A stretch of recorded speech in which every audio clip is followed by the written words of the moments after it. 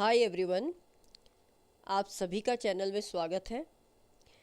आज ये वीडियो उन लोगों के लिए बहुत ही महत्वपूर्ण होने वाली है जो बच्चे बैंकिंग, एसएससी, एनडीए इंग्लिश पढ़ना चाहते हैं, जिनको इंग्लिश में लगता है कि हमें बाकी सारे सब्जेक्ट्स हम कर लेते हैं, लेकिन सिर्फ़ और सिर्फ इंग्लिश की वजह से यदि आप इनका सिलेक्शन रुक जाता है तो आज का ये वीडियो आपके लिए बहुत ही हेल्पफुल होने वाला है।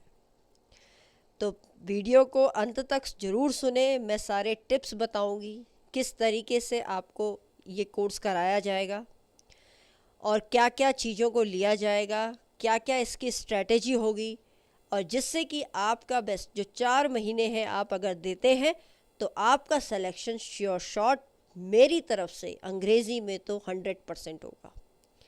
बट ये सब करने से पहले आप चैनल को ज़रूर सब्सक्राइब कीजिए और लाइक कीजिए, और जितने आपके दोस्त अगर कोई इच्छुक हो इंग्लिश पढ़ने के लिए तो उनको भी ये शेयर कीजिए, because this video is going to be very interesting and at the same time very informative for those who are really dedicated to crack their SSC, banking और एनडीए एग्ज़ाम.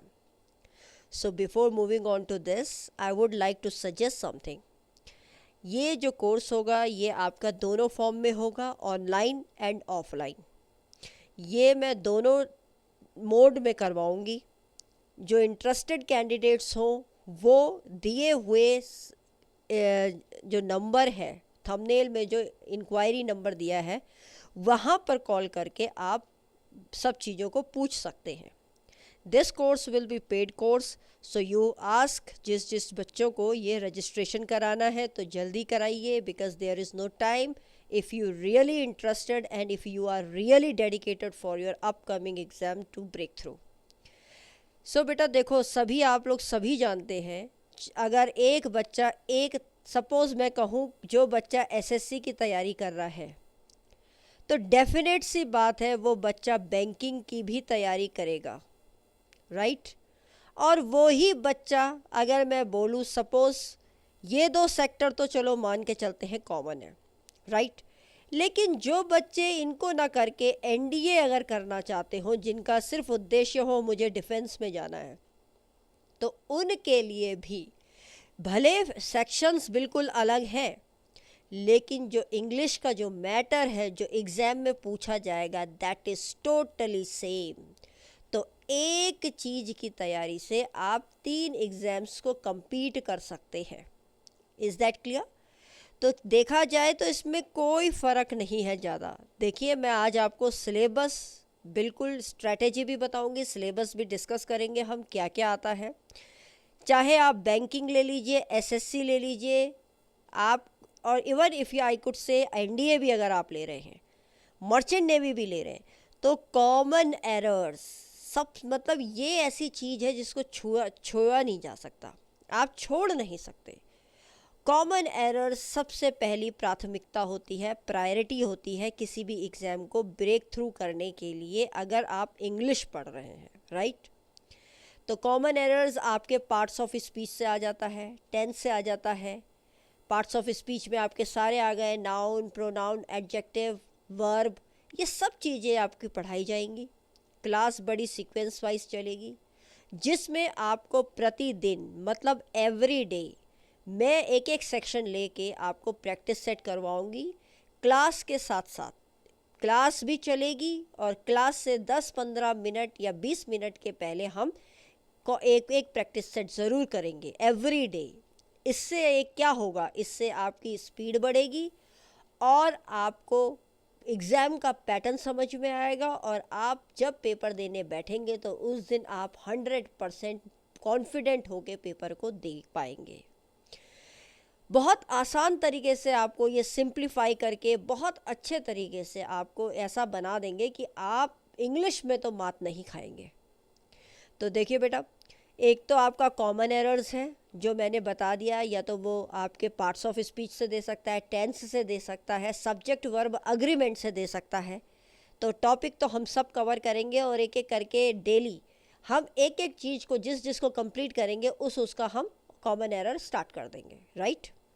उसके बाद आता है इम्प्रूवमेंट ऑफ सेंटेंस। आपको कोई वाक्य दिया जाएगा और उसको आपको इम्प्रूव करना है। एक तरीके से हम कह सकते हैं वो टेंस से रिलेटेड ज़्यादा दे देगा कि आपको इसको बताना है कि ये सही है या नहीं है। उसमें आपके आर्टिकल्स भी आ सकते हैं, सेंटेंस में आर्टिकल की भी कमी हो सकती है, प्रपोजिशन की भी हो सकती है, तो ग्रामर इन ऑल हमें पूरी पढ़नी पड़ेगी, राइट। इसके बाद नेक्स्ट अगर मैं डिस्कस करूँ तो that is your transformation of sentences. Voice बहुत आसान तरीके से समझाया जाएगा आपको, जो कि आप एक बार पढ़ोगे तो आपको जीवन भर याद रहेगा, आप इसको भूलोगे नहीं। बहुत अच्छी तरीके से, सिंपल भाषा में, बहुत आसान तरीके से मैं आपको वॉइस भी कंप्लीट कराऊंगी। जो आपने आज तक ना सीखा हो वो आप मेरे इस पढ़ाने से वो बिल्कुल सीख जाएंगे, ये मैं आपको दावा देती हूँ, राइट। इसके बाद हम चलते हैं डायरेक्ट और इनडायरेक्ट स्पीच, जो सबसे डिफ़िकल्ट प्रॉब्लम होती है बच्चों की, जिसको समझना उनके लिए बहुत ही डिफ़िकल्ट होता है कि हम इसको कैसे बदलें स्पीच को। तो अगेन ये बहुत सिंप्लीफाइड वे में मैं आपको इसको समझाऊंगी, जिससे कि आप एग्ज़ाम में इससे रिलेटेड भी गलती ना करें। नेक्स्ट आता है fill in the blanks. Fill in the blanks आपके किसी से भी रिलेटेड हो सकते हैं, जो भी आप पढ़ रहे हो, चाहे वर्ब, चाहे पार्ट्स ऑफ स्पीच, चाहे टेंस, चाहे प्रपोजिशन, आर्टिकल, जो भी पढ़ोगे आप, वो आपको खुद देख के समझना पड़ेगा कि इस सेंटेंस में क्या आना चाहिए। जब आप पढ़ेंगे ऑटोमेटिकली आपको आ जाएगा। जब आप तैयारी करेंगे, जब आप रोज़ प्रैक्टिस सेट करेंगे, आपको ये चीज़ अपने आप समझ में आ जाएगी कि मुझे इस ब्लैंक में क्या डालना है, राइट। सिनोनिम्स और एंटोनिम्स की अगर मैं बात करूं तो इसको मैं आपको ट्रिक वाइज समझाऊंगी, क्योंकि इसको रटना नहीं है, रटोगे तो कभी याद नहीं होगा। तो इसकी स्ट्रैटेजी हम इस तरीके से करेंगे कि आपको सिर्फ और सिर्फ इसको समझकर, अंडरस्टैंड करके और अपने डे टू डे लाइफ में ट्रिक लगाकर इसको याद करना है। इसी प्रकार से हम वन वर्ड सब्स्टिट्यूशन को भी कवर करेंगे। जो आपकी जो क्लास चलेगी वो डेली, ये चीज़ों को तो डेली मैं कंटिन्यू करूँगी। सब्स्टिट्यूशन, एंटोनिम्स, सिनोनिम्स और इडियम फ्रेजेस, ये रोज़ाना क्लास में चलेगी, क्योंकि ये बल्क में होती है, इसको एक दिन में याद नहीं किया जाता। तो इसलिए ये 4 सेक्शंस तो प्रतिदिन आपके क्लास में चलते रहेंगे। 5 या 6 सिनोनिम्स, एंटोनिम्स, सब्स्टिट्यूशंस, इडियम्स, तो ये आप एक डेली का रूटीन मान के चलिए। और बेटा जो भी ये बताया जा रहा है आपको प्रतिदिन इसको याद भी करना है। Every day you have to do this, तभी आपका सिलेक्शन श्योर शॉट है। Is that clear? इसके बाद नेक्स्ट आता है selection of misspelled word. आपको मतलब स्पेलिंग से रिलेटेड भी क्वेश्चन आता है, आपको देखना है कि स्पेलिंग सही है या गलत है। अगर गलत है तो आपको ये बताना है, अगर सही है तो कौन सी सही है ये बताना है ऑप्शन में से। नेक्स्ट आता है आपका arrangement of sentences. Arrangement of sentences अगर मैं बैंकिंग की बात करूँ तो वो भी, उसको हम पैराजम्बल कहते हैं।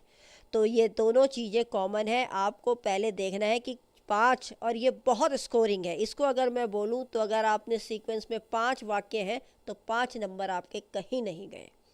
हमको ये देखना है कि मोटा मोटा जो जिसमें क्वेश्चंस में जिसमें मार्किंग ज़्यादा है, हमें उसको स्कोर करने वाले को तो बिल्कुल भी गलत नहीं करना है।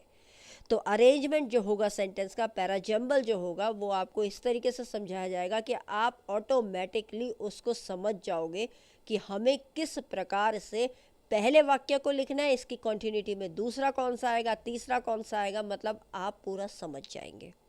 इस प्रकार से क्लोज टेस्ट, अगेन ये एक फिलिप के फॉर्म में आपको आएगा, तो ये आपको कराया जाएगा। और लास्ट में कॉम्प्रिहेंशन टेस्ट। कॉम्प्रिहेंशन भी स्कोरिंग है, अगर 5 क्वेश्चन उसमें से है तो 5 नंबर कहीं नहीं गए।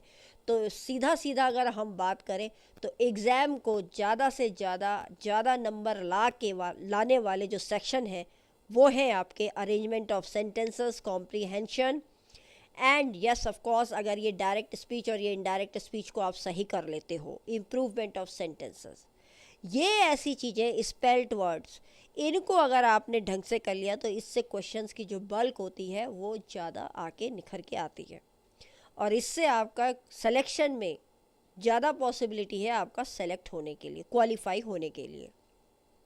तो आपको, अगर आपको पढ़ना है, इस तरीके से पढ़ना है कि आपको ये हमेशा याद रहे और इस एक ही बार की तैयारी से आपके आने वाले जो भी आप एग्ज़ाम दें, चाहे एसएससी दें, चाहे बैंकिंग दें, चाहे आप एनडीए की तैयारी कर रहे हो और आपका ब्रेक थ्रू हो, मतलब आप क्रैक कर लें इस एग्ज़ाम को, तो प्लीज़ ये दिया हुआ जो आपको थंबनेल में इंक्वायरी नंबर है वहाँ पर कांटेक्ट कीजिए, because I am going to start the class within a week.